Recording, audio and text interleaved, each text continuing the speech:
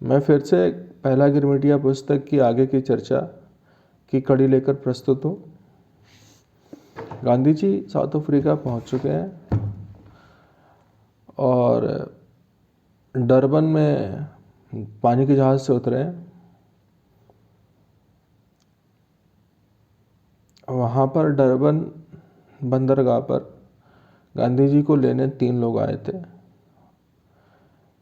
एक अंग्रेज़ था, व्यापारी था, एक पारसी थे और स्वयं सेठ अब्दुल्ला थे। सेठ अब्दुल्ला ने जब पहली बार गांधी जी को अंग्रेज़ों की वेशभूषा में देखा तो उन्होंने कहा कि मैं इस सफ़ेद हाथी को क्या करूँगा। गांधी जी को उन्होंने सफ़ेद हाथी बोला था इसलिए कि गांधी जी कपड़े अंग्रेज़ों जैसे पहने थे। तो सेठ अब्दुल्ला को लगा कि गांधी जी के रहन सहन पर बहुत ज़्यादा खर्चा होगा और वकालत का काम तो अंग्रेज़ी देखते थे। प्रिटोरिया में जो केस लड़ना था गांधी जी को, तो इस वजह से सेठ अब्दुल्ला ने गांधी जी को सफ़ेद हाथी कहकर संबोधित किया था। गांधी जी ने उस समय उसका कोई जवाब नहीं दिया। कुछ समय बाद सेठ अब्दुल्ला गांधी जी को लेकर कोर्ट रूम पहुँचे। गांधी जी जब पहली बार कोर्ट रूम गए थे तो अंग्रेज़ों जैसी वेशभूषा बनाकर सिर पर भारतीय पगड़ी पहन कर गए थे। वो पगड़ी उनके बापू भी पहनते थे। वो अपने पिताजी को बापू कहते थे और माँ को बा। गांधी जी काठियावाड़ से थे। गांधी जी जब पहली बार कोर्ट रूम पहुँचे तो सिर पर पगड़ी लगाए हुए थे और बाकी वेशभूषा अंग्रेज़ों की थी। तो सभी इनको कुछ देखकर हंस रहे थे, कुछ पूछ रहे थे कौन है। फिर जब कोर्ट रूम में पहुँचे तो गांधी जी की पगड़ी देखकर वहाँ के जज ने कहा कि आपको पगड़ी उतार कर आनी होगी। गांधी जी ने कहा कि यह पगड़ी जो है मेरी इज्जत है, मैं इसे उतार नहीं सकता हूँ, मैं कोर्ट रूम से बाहर चला जाता हूँ। गांधी जी कोर्ट रूम छोड़कर चले जाते हैं। गांधी जी जज के द्वारा किए गए बर्ताव के लिए सबसे पहले ज्ञापन अखबारों में इसी के प्रति देते हैं कि एक जज ने मुझे बाहर कर दिया। उस अंग्रेज़ों को ये नहीं बताया कि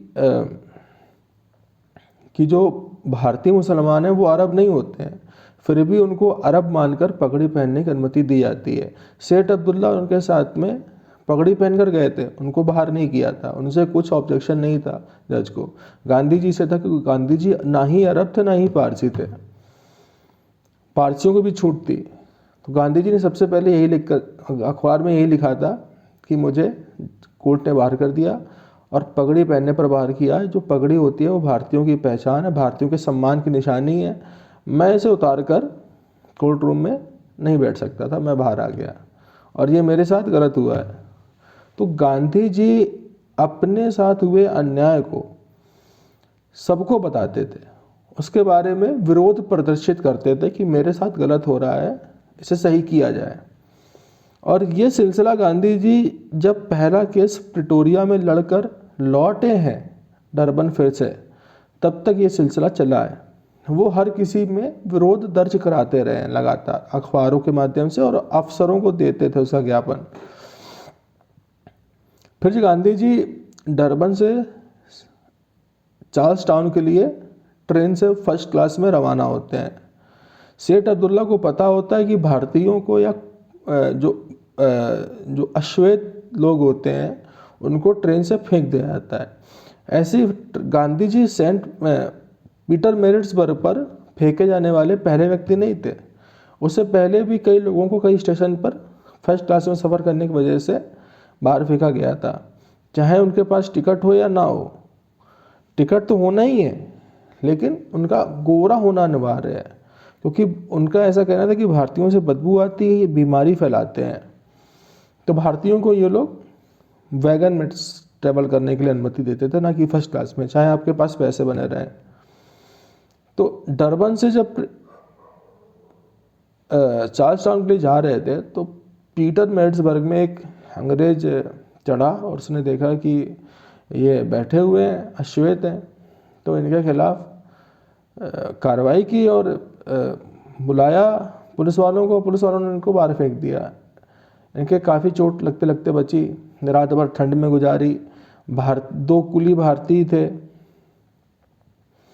कुली भारतीयों को कहा जाता था। तो दो कुली थे, उन्होंने रात में इनको कंबल उड़ाया। वो दो आपस में वो दो वहीं लेटे रहे, उनके सामान की सुरक्षा करते रहे। और गांधी जी को सुबह सामान वापस किया गया। फिर गांधी जी ने लिखा, सेठ अब्दुल्ला को भी लिखा, तब उनकी सहायता आई। तो अगली ट्रेन से जब उनको फर्स्ट क्लास से ही भेजा गया। ये पहला विरोध था। ये दूसरा विरोध था गांधी जी का, जब इन्होंने लिखा है इसके बारे में कि आप गलत कर रहे हैं और मैं बैरिस्टर हूँ, मेरे साथ कुलियों जैसा व्यवहार नहीं किया जाना चाहिए। इसके बाद भारतीयों के साथ भी नहीं किया जाना चाहिए, लेकिन जिसके पास फर्स्ट क्लास का टिकट है उसको जाने की इजाज़त मिलनी चाहिए, इनको नहीं मिल रही थी। तो फिर डरबन से पीटर मैरिट्सबर्ग में फेंका गया। फिर पीटर मैरिट्सबर्ग में पुनः यात्रा प्रारंभ की चार्ल्स टाउन तक ट्रेन से।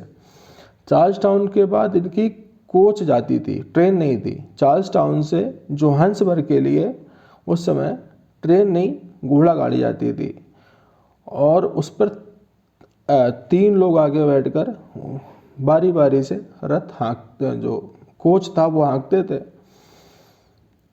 तो टिकट पहले ही कैंसिल हो चुका था क्योंकि वो पिछले दिन का था, और पिछले दिन ये इनको फेंके जाने की घटना हो गई थी रेलवे से, तो ये समय से पहुंच नहीं पाए थे चार्ल्स टाउन। तो चार्ल्स टाउन पर इनका टिकट बेकार हो गया था। सेठ अब्दुल्ला का नाम लेकर इनको कोच में जगह मिल गई, लेकिन उसने कहा कि हम जहाँ बिठाएंगे वहाँ बैठना पड़ेगा। इनको कोच के अंदर नहीं बिठाला गया, कोच के बाहर बिठाला गया। हवा लगती रही। फिर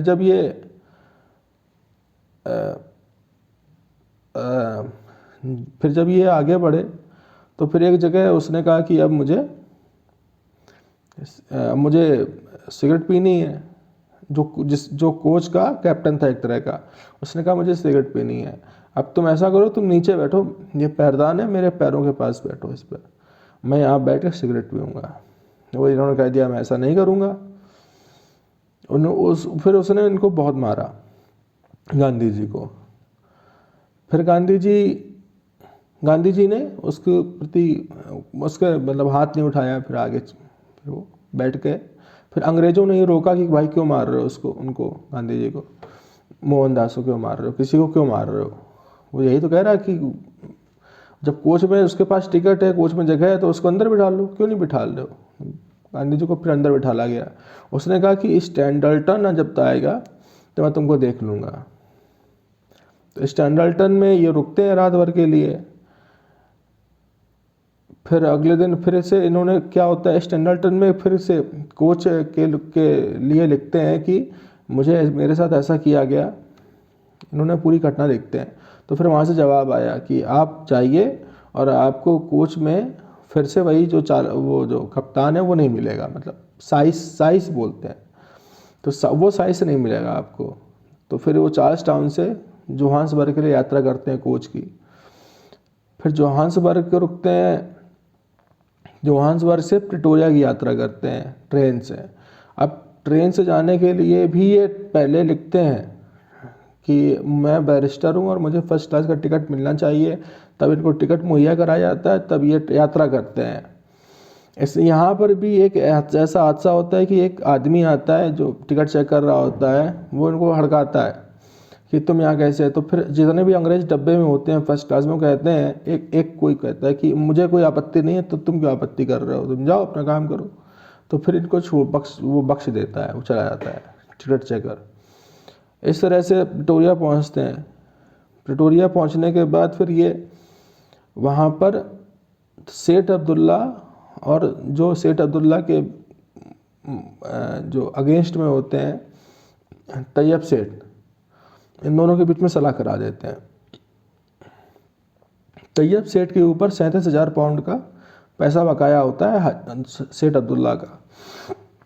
इस झगड़े की मध्यस्थता जो होती है वो हाजी सेठ करते हैं। हाजी सेठ ने जो कहते हैं कि मैं जो निर्णय दूंगा वो फाइनल होगा। हाजी सेठ कहते हैं कि आपने मेरे अंदर का जो ईमान था उसे देखने में मेरी मदद की, गांधी जी से कहते हैं, क्योंकि दोनों की तरफ दोस्त होते हैं हाजी सेठ। तो एक के विरुद्ध निर्णय देने का मतलब है कि उससे बैर मोल लेना, लेकिन भगवान को भी मुंह दिखाना है, तो फिर वो सही निर्णय, मध्यस्थता करके सही निर्णय देते हैं, तो इसका एहसान मानते हैं। इसके बाद प्रिटोरिया में ये रूल होता है कि 9 बजे के बाद रात में कोई भी कुली बाहर नहीं निकल सकता है, क्योंकि वहाँ पर अप्रिय घटनाएं हो जाती हैं, कोई चोरी वगैरह होती है, तो इस वजह से वहाँ पर किसी को भी अलाउ नहीं होता है। जितने भी कुली होते हैं जो श्वेत नहीं है, जो भारतीय या नेटिव हैं, उनको रात के 9 बजे के बाद निकलने की इजाज़त ही नहीं होती है। वो केवल अपने मालिक के परमिट से ही बाहर निकल सकते हैं कि हाँ मैं यहाँ नौकरी करता हूँ और मुझे इतने बजे चलने की इजाज़त दी जाए, तब मिलती थी। तो गांधी जी को इस पर भी आपत्ति होती है, लेकिन वो और सड़क जो होती है उसमें फुटपाथ बना होता है, सड़क पर फुटपाथ चलने की इजाज़त भी अंग्रेज़ों को होती है। सड़क पर चल सकते हैं कोई भी, लेकिन फुटपाथ पर केवल अंग्रेज चलेंगे। इस रेलवे स्टेशन से निकलने के लिए भी 2 रास्ते होते हैं, एक अंग्रेज़ों का रास्ता होता है, एक गोरों का रास्ता होता है। तो इस तरह से भेदभाव गांधी जी पूरे अफ्रीका में देखते हैं। फिर प्रिटोरिया से केस जीत कर लौटते हैं और फेयरवेल चल रहा होता है, फेयरवेल पार्टी चल रही होती है। गांधी जी एक वर्ष के गिरमिट पर आए होते हैं, 104 पाउंड की राशि पर आए होते हैं अफ्रीका, डरबन, और उस 1 साल के परमिट के बाद वो जा रहे होते हैं। वो जाने वाले दिन ही उनको पता चलता है कि जो भारतीय हैं उनसे मताधिकार जो होता है वो छीना जा रहा होता है। गांधी जी समझाते हैं कि जब तक किसी भी देश में किसी भी वर्ग की जब तक राजनीतिक सत्ता में राजनीति में तब तक दखलंदाजी नहीं होगी, तब तक उसकी पहचान नहीं रहेगी। अगर आज आपसे ये मताधिकार ले रहे हैं, कल हो सकता है कि आपको देश से बाहर कर दें, तब व्यापारी क्या करोगे आप लोग। तो समझाते हैं इस तरह से। फिर वो 1 महीने के एक्सटेंशन पर रुक जाते हैं इस तरह से, और फिर इस तरह से वहाँ पर एक प्रस्ताव लिख के भेजते हैं और फिर बताते हैं कि आप इस तरह से विरोध करो, प्रधानमंत्री से भी मिलते हैं। तो गांधी जी की अभी तक की जो यात्रा रही है 1 साल 1 महीने की, उसमें सब में गांधी जी ने विरोध किया है। जो भी गलत हो रहा है मानवाधिकारों के खिलाफ हो रहा है, और सभी लोग उनकी बातों को सुन रहे हैं इस तरह से। फिलहाल के लिए इतना ही, धन्यवाद।